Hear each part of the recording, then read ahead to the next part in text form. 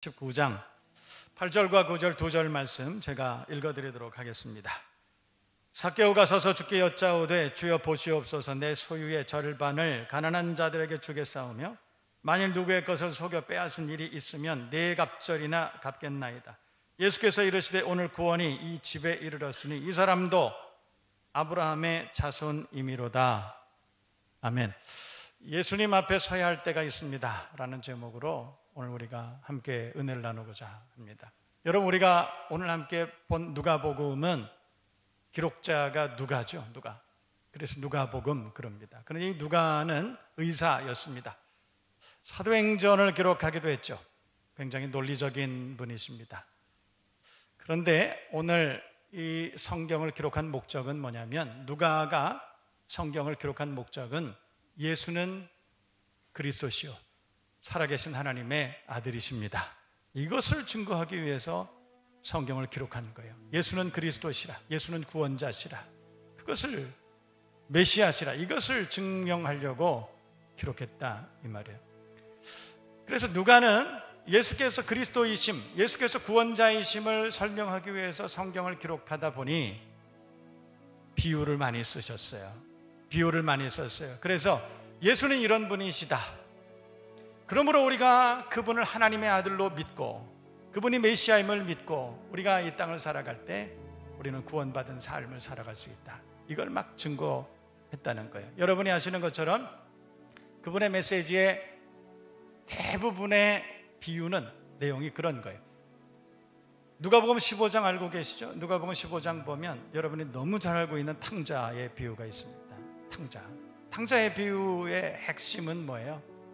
아버지를 떠난 인생은 결코 행복할 수 없다 이거예요.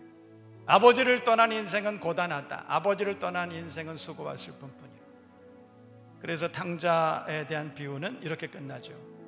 아버지를 떠난 인생이 고단한 인생 가운데서 스스로 자기의 삶의 정체성을 발견하고 깨닫고 그리고 아버지께로 돌아온다. 아버지께로 돌아왔을 때 거기에 평안이 있고 회복이 있고 풍성함이 있었다. 그 얘기가 탕자 비유의 말씀인 것입니다. 오늘 여러분 누가복음 19장도 마찬가지죠. 삭개오의 이야기가 기록되어 있어요. 얼마나 많은 사람들이 삭개오 얘기를 알고 있는지 몰라요. 그래서 오늘 저도 본문 가운데 전체를 다 읽지 않고 8절과 9절 말씀만 함께 읽었습니다. 삭개오의 이야기도 마찬가지죠. 피곤한 인생, 수고와 슬픔뿐인 그런 인생, 하나님을 떠난 인생, 아버지를 떠난 인생이 얼마나 피곤한 고단한 인생인지 그것을 오늘 삭개오 이야기를 통해서 우리에게 증명하고 있습니다. 그리고 삭개오가 그분 앞에 돌아와 예수 앞에 설 때 그때 구원의 은혜가 임했다. 오늘 성경은 그걸 말씀하고 있는 거예요. 여러분 모두가 오늘 이 말씀을 듣고 주님 앞에 돌아오는 역사가 있기를 바랍니다. 주님 앞에 설 수 있는 기회가, 그런 예배가 되기를 주님의 이름으로 축복합니다. 여러분, 우리가 왜 예수 앞으로 돌아와야 돼요? 우리가 왜 그리스도 되신 구원자 되신 주님 앞에 우리가 왜 돌아와야 됩니까? 그분은 우리를 지으신 분이세요. 나를 나보다 더 잘 알고 계신 분이세요. 우리 사정 형편을 다 알고 계시고 보고 계시고 그리고 우리의 모든 기도를 듣고 계신 좋으신 하나님, 그분은 우리의 구원자이신 줄로 믿습니다. 우리의 구원자 되시고 우리의 인도자 되시고 공급해 주시는 좋으신 하나님, 그래서 우리가 주님 앞에 돌아와야 돼요. 피곤한 인생들은 다 주님 앞에 돌아와야 되는 것입니다. 그래서 성경은 수고하고 무거운 짐진 자들아, 우리 인생의 모든 무거운 짐진 우리 모두에게 권면하고 있습니다. 수고하고 무거운 짐진 자들아 다 내게로 오라, 내가 너희를 쉬게 하리라, 그렇게 말씀하고 있습니다. 오늘 누가복음의 삭개오 얘기는 삭개오가 얼마나 피곤한 인생을 살았느냐 거기에 집중하고 있는 것이 아니에요. 그걸 얘기하려고 그러는 것이 아니에요.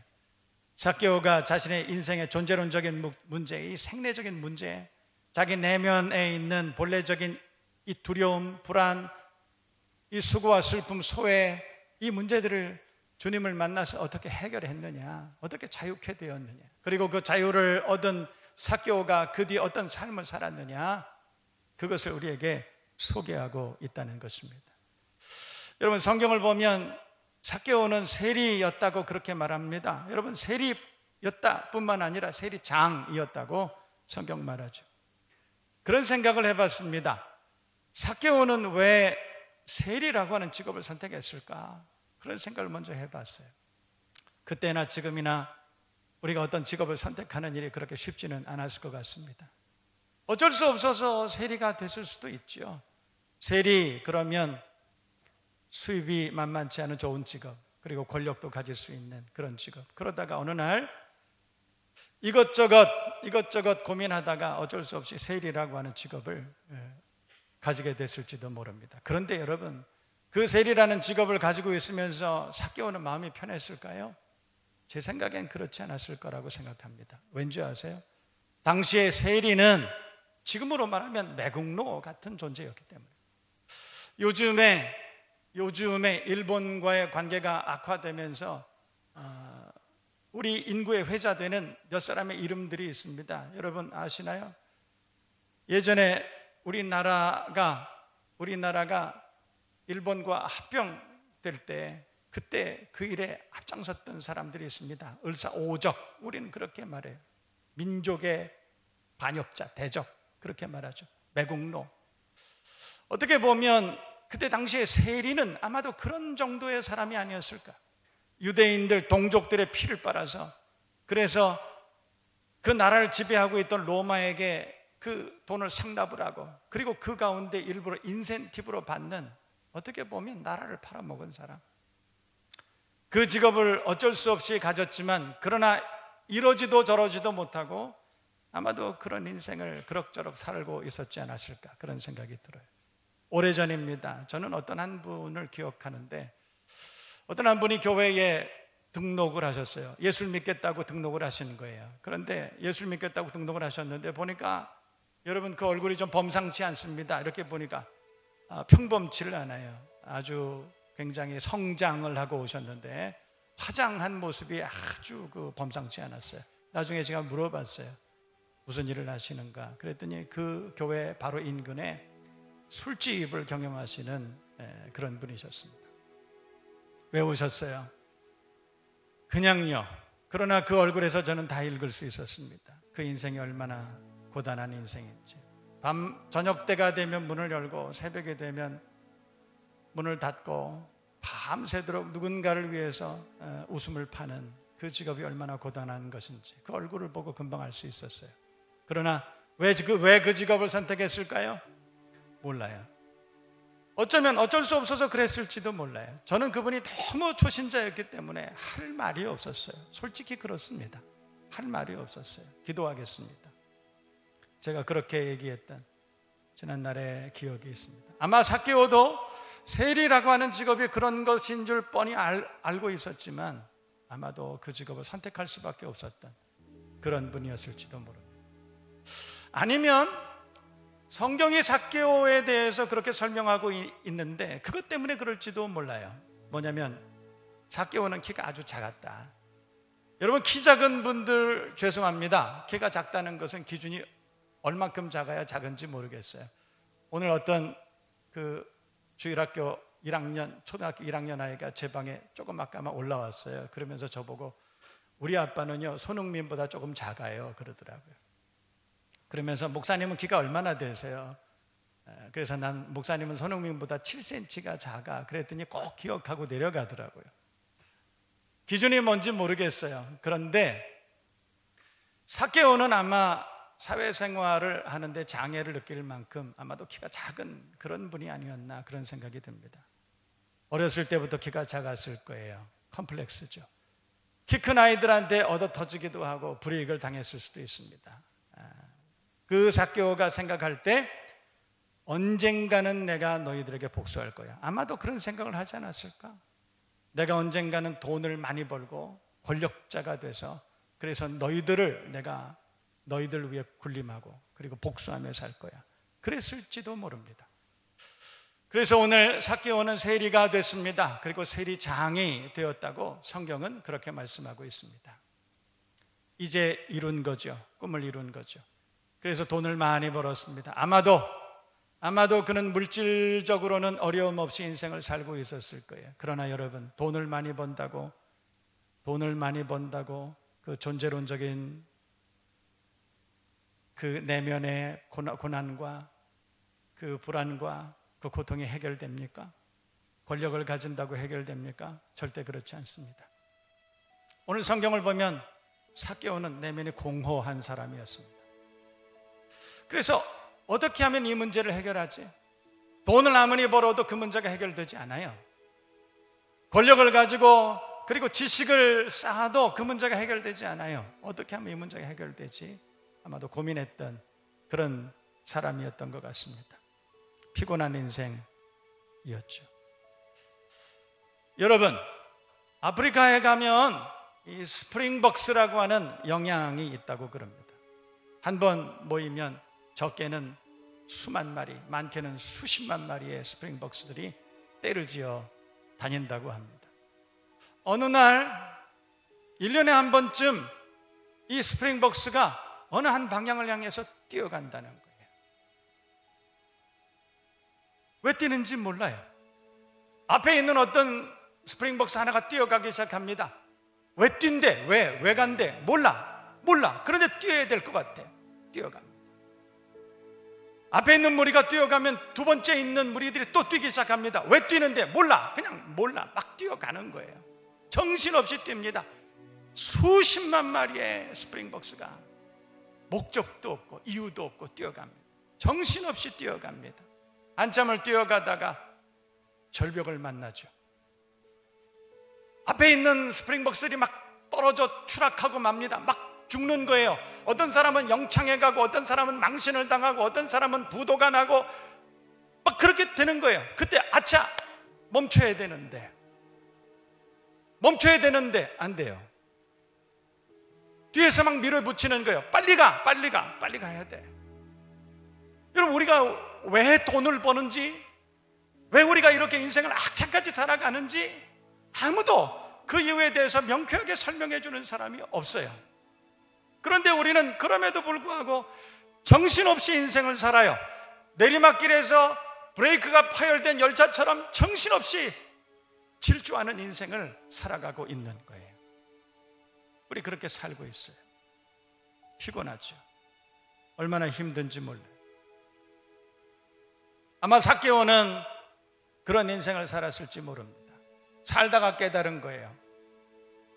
이렇게 사는 게 아닌데, 이렇게 사는 것은 그거는 내가 원하는 인생이 아닌데, 돈을 많이 벌면 될 줄 알았는데 돈을 많이 벌어도 그 존재론적인 문제가 해결되지 않는 것이죠.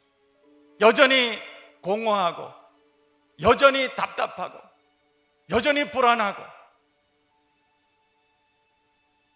어떻게 하면 이 문제가 해결될까? 그때 예수께서 삭개오가 사는 마을을 지난다는 소리를 들었습니다. 그분은 그리스도. 그분을 만나면 내 인생의 문제들이 해결될 수도 있겠다. 혹시 내가 그분을 만나서 내가 그래도 이 지역에는 유지, 권력자, 그래도 내가 그분을 만나서 내 내면에 있는 이야기들을 좀 내려놓으면 내가 그분을 통해서 문제를 해결할 수 있는 기회를 얻을 수도 있지 않을까? 어느 날 삭개오가 기대한 대로 예수께서 그 마을을 지나갑니다. 기회죠. 여러분, 부자들은 어떻게 해서 부자 됐는지 아세요? 똑똑합니다. 기회가 오면 절대로 놓치질 않아요. 부자의 특징은 그런 거예요. 이 시대를 살아가는 스마트한 사람들의 특징은 기회가 오면 반드시 잡는 사람들이에요. 오늘 삭개오는 예수께서 그 마을을 지난다, 그 이야기를 듣고 그는 예수님을 만나기를 소망합니다. 그리고 그 기회를, 기발한 아이디어로 그 기회를 잡습니다. 오늘 성경 8절 말씀 보세요. 삭개오가 서서 주께 여짜오되 주여 보시옵소서. 내 소유의 절반을 가난한 자들에게 주겠사오며 만일 누구의 것을 속여 빼앗은 일이 있으면 네 갑절이나 갚겠나이다. 똑똑한 사람이죠. 그런데 오늘 성경에 우리가 한 단어를 주목해 볼 필요가 있습니다. 오늘 삭개오가 주님을 만났을 때 8절 보면 삭개오가 서서 주께 여짜오되 그렇게 말씀하고 있는 거예요. 오늘 삭개오는 주님 앞에 서 있다. 성경은 그렇게 말씀하고 있어요. NIV 성경을 보면 그가 그 앞에 stood, 서 있었다, 그렇게 말해요. 그러나 한편으로는 NASB라고 하는 버전을 보면 그가 stopped, 주님 앞에 멈추었다, 그렇게 말해요. 여러분, 우리 인생은 정신없이 세상을 향해서 질주하는 우리 인생은 주님 앞에 멈추어 섰을 때 비로소 우리는 우리의 존재를 깨닫게 되는 거예요. 세상을 향해서 질주할 때는 도대체 우리가 왜 사는지, 왜 돈을 벌어야 되는지, 어디로 가는지 우리는 알려고도 하지 않아요. 알 수도 없는 존재. 우리가 우리의 인생을 스스로 깨닫기 원한다면, 우리의 존재를 규명하기를 원한다면 하나님 앞에 멈추어야 되는 거예요.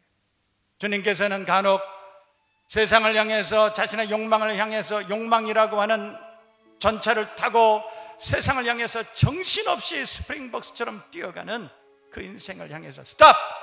멈추라. 예배 가운데 여러분들을 초청하셔서 하나님의 말씀 앞에 스탑! 멈추라. 그렇게 말씀하시는 거예요. 오늘 하나님께서는 여러분들이 인생을 정신없이 뛰어가는 그 인생 가운데서 여러분들을 하나님의 성전으로 불러주셔서 스탑! 멈추라. 그리고 이 말을 들어보라. 그렇게 말씀하고 있는 거예요. 주님 앞에 서야 돼요.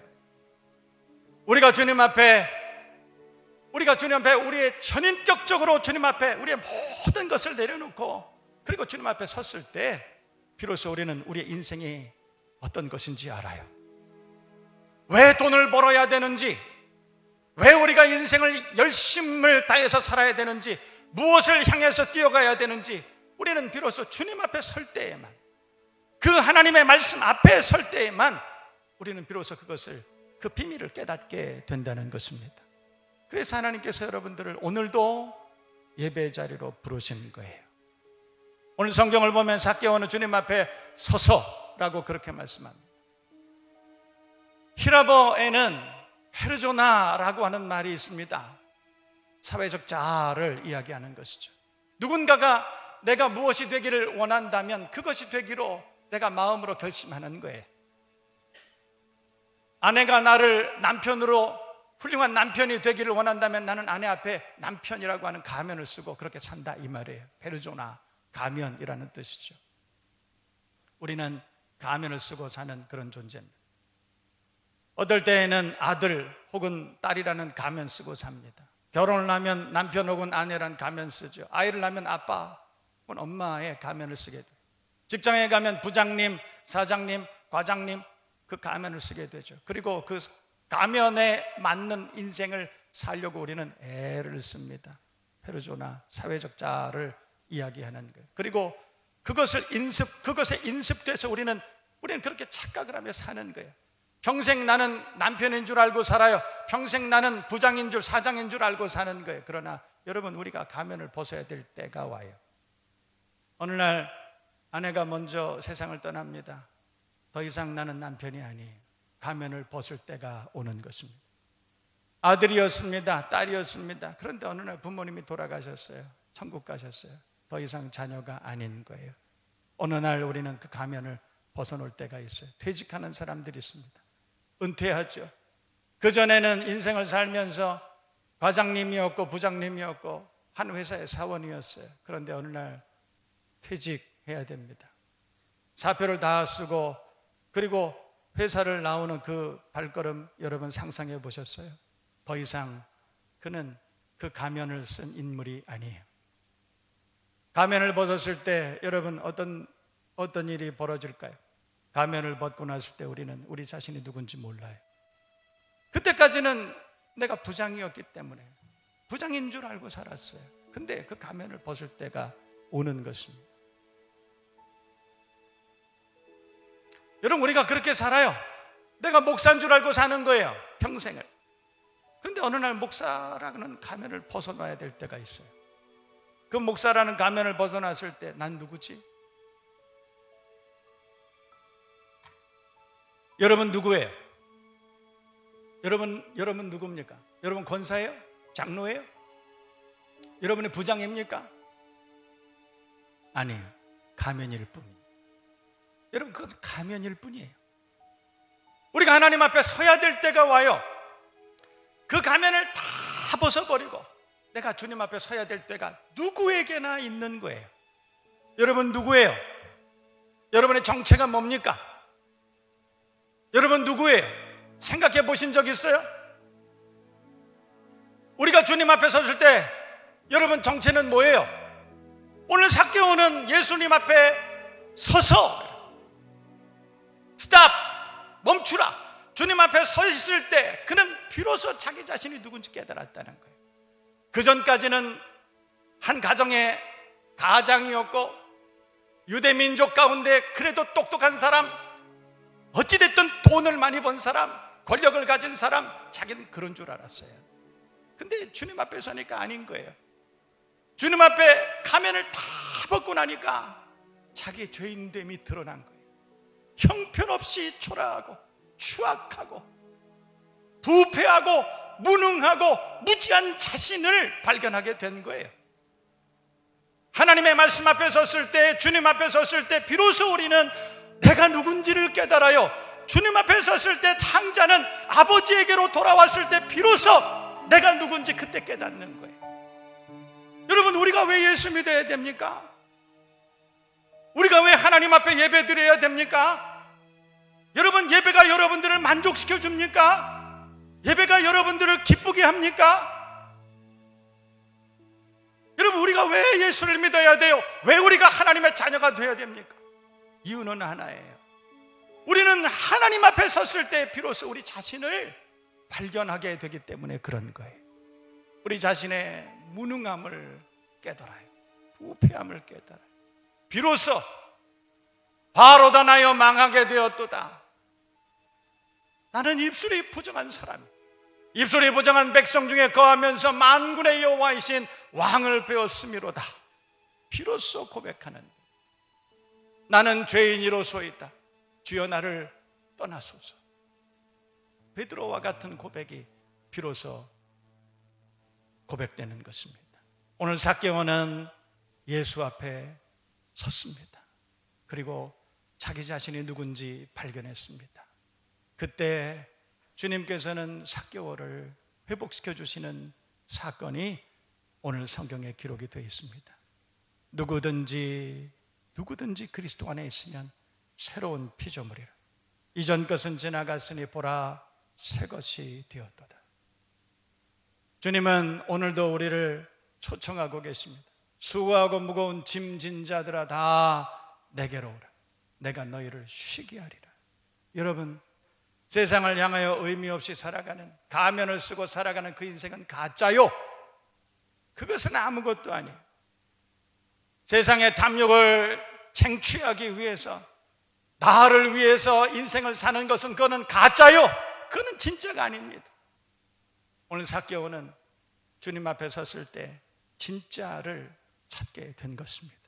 그리고 오늘 하나님 앞에, 주님 앞에 그렇게 고백한 거예요. 개역 한글을 보면 내가 네게 토색한 것이 있거든 4배나 갚겠나이다. 내가 누구를 속여 빼앗은 것이 있다면 나는 4배나 갚겠나이다. 여러분 그 말씀이 뭡니까? 주님을 만난 삭개오에게 우선순위가 변했어요. 가치가 전환된 것입니다. 그때까지는 돈이 최고였어요. 권력이 최고였어요. 돈만 벌면 인생의 문제가 다 해결될 수 있다는 생각을 한 거예요. 돈이면 안 되는 것이 뭐 있어? 그렇게 생각한 거예요. 그러나 아니에요. 오늘 삭개오에게 회개의 은혜가, 가치 전환의 은혜가 임한 것입니다.